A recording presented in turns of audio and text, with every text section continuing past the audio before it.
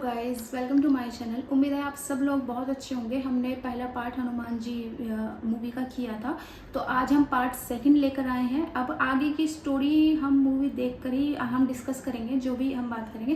तो पहले हम वीडियो की तरफ चलते हैं। पूंजी का स्थला इसमें क्या करेगी? हे सुंदरी, सुनो। तुम्हारी चंचलता और सुंदरता से ही महर्षि का तपोभंग संभव है। तो तुम जाकर उनका तपोभंग करो। जैसी आपकी आज्ञा प्रभु। असफल मत लौटना। नारायण नारायण।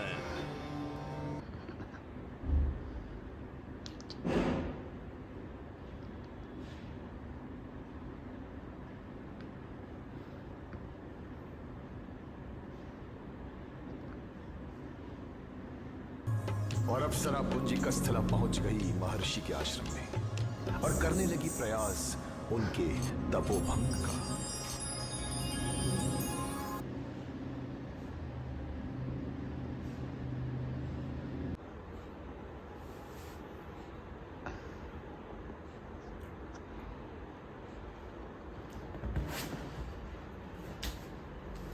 तपस्या भंग करना ही है उनके ऋषि मुनि की।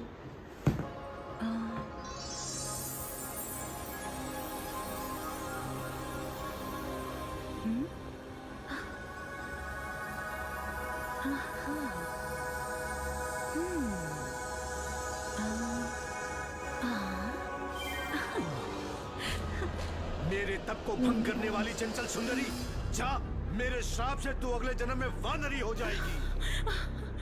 क्षमा करें प्रभु, मैं निर्दोष हूँ। तुम निर्दोष कैसे हो सकती हो? मैंने केवल अपनी स्वामी की आज्ञा का पालन किया है। हम जानते हैं तुम्हारे स्वामी ऋषियों के तप से भयभीत हो जाते हैं, पर तुम्हारे अपराध का दंड तो तुम्हें अवश्य मिलेगा। कृपया मुझे दंड न दे मुनिवर।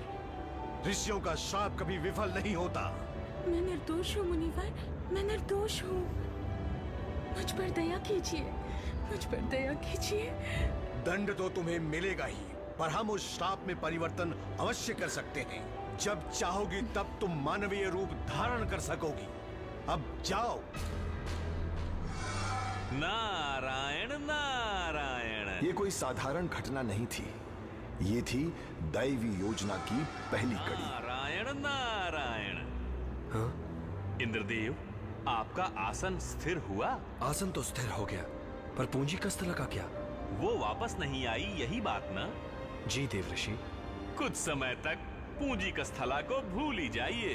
पर अब वो है कहाँ? उसे वानर राज कुंजर की पुत्री अंजनी का रूप मिला है। तो क्या इसके पीछे कोई योजना है? हाँ, अवश्य है देवराज।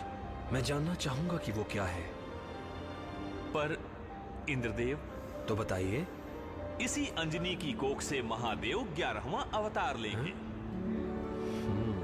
नारायण नारायण।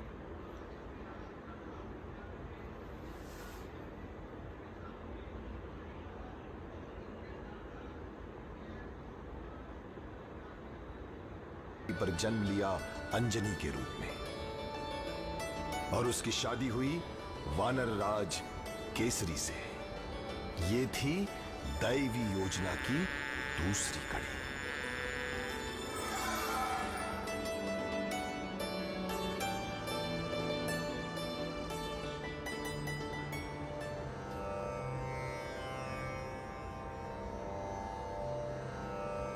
हे पूंजी स्थला, हे अंजनी, तुम्हारा जीवन तो धन्य है। नारायण नारायण।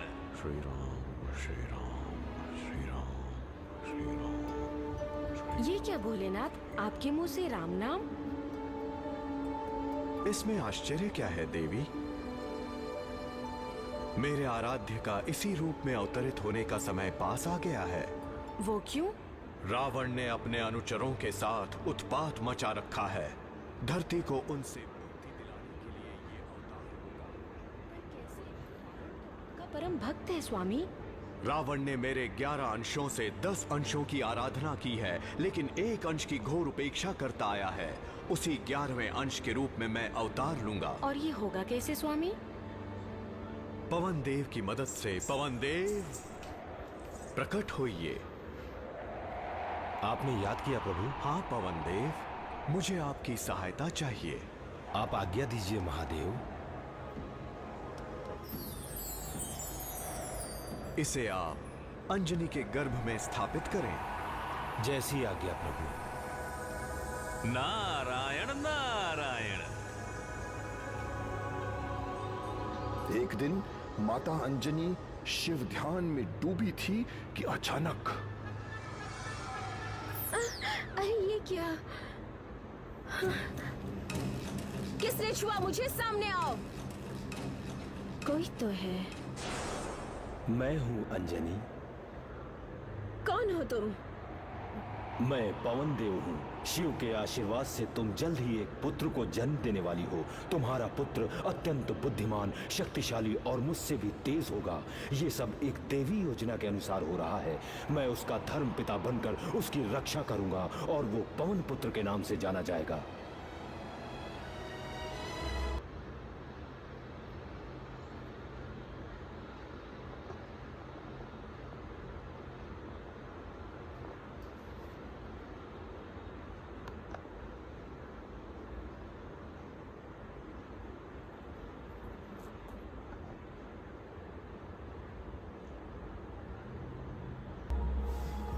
और अब समय आ गया था मेरे यानी शिव के 11वें रूप हनुमान के जन्म का। ये सब तो एक दैवी योजना के अनुसार हो रहा था, पर मेरे पिताजी एक साधारण पिता की तरह चिंता में डूबे हुए थे कि उन्हें बेटा होगा या बेटी।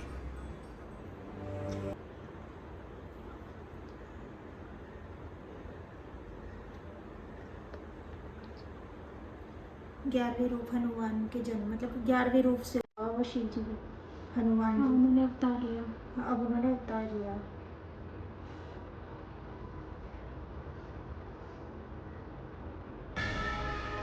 बधाई हो बधाई। अंजनी को बेटा हुआ है। कितना प्यारा है। गोलू गोलू कितना प्यारा है। इसे किसी की नजर ना लगे।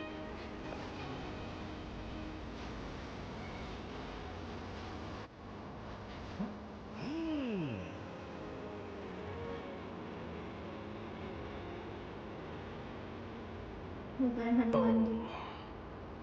अति सुंदर। कैसे खेल रहा है? आजा मेरा राजकुमार।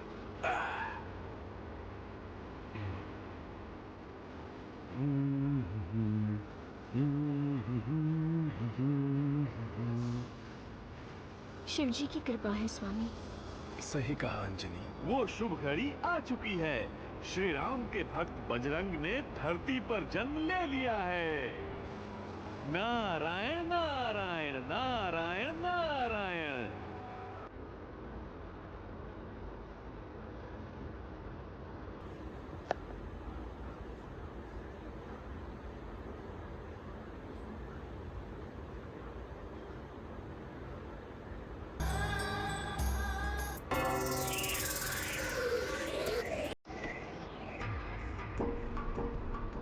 आजा मेरे लाल।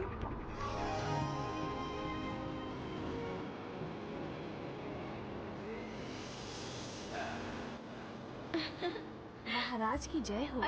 क्या बात है दासी? एक पंडित जी पधारे हैं महाराज। उन्हें सम्मान के साथ ले आओ। पंडित जी आप अंदर आ जाइए। प्रणाम। आइए पंडित जी, बैठिए। हमारे बेटे का नाम क्या रखें? केसरी महाराज, आपके बेटे की जन्म तिथि बहुत ही शुभ है। आपका बेटा चैत्र के महीने के शुक्ल पक्ष की पूर्णिमा में मंगलवार के दिन पैदा हुआ है। इसके जन्म के समय सूर्यदेव मेष राशि में थे। तो इस बच्चे का नाम इसलिए मेरे विचार से मारुति होना चाहिए। मारुति, वाह कितना सुंदर नाम है। और इसका भविष्य पंडित जी? बहुत अनोखा, एक महान कार्य को पूर्ण करेगा। नाम रखने के लिए आए पंडित जी। मुझे मिल रहा था ढेर सारा प्यार। माँ बहुत खुश थी, पर अब बढ़ने वाली थी उसकी चिंता, क्योंकि उसका नन्हा सा लाडला जितना प्यारा था उतना ही नटखट भी था।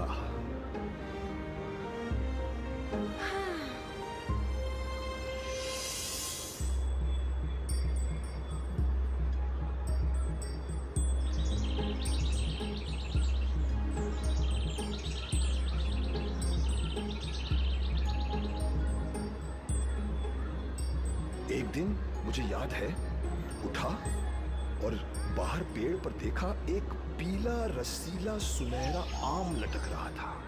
बस मुझे वो आम खाना था। मैंने ठान लिया और निकल पड़ा।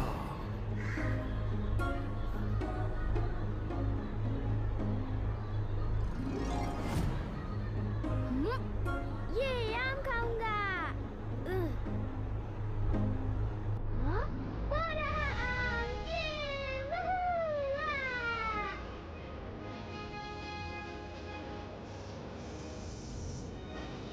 अरे वाल्टी कहाँ उड़ा जा रहा है? एक्शन वीडियो अभी मूवी काफ़ी इंटरेस्टिंग होने वाली है और इस वाले जो सीन के ऊपर मुझे सीन याद आ रहा है कि ये मतलब आम समझ रहा था उसको, लेकिन वो आम नहीं निकलता सूरज जाके। थे हाँ, अब वो वहाँ ये जाएंगे। सीन मेरे याद आ गया क्योंकि देखा हुआ है पहले भी। ठीक है, तो हमें बहुत मज़ा आ रहा है इस मूवी को देखते हुए। तो फिर आगे देखते हैं आगे स्टोरी कैसी रहती है। तो फिर गाइस हमारे चैनल को सब्सक्राइब करिएगा, लाइक एंड शेयर करिएगा। फिर मिलते हैं अगले पार्ट में।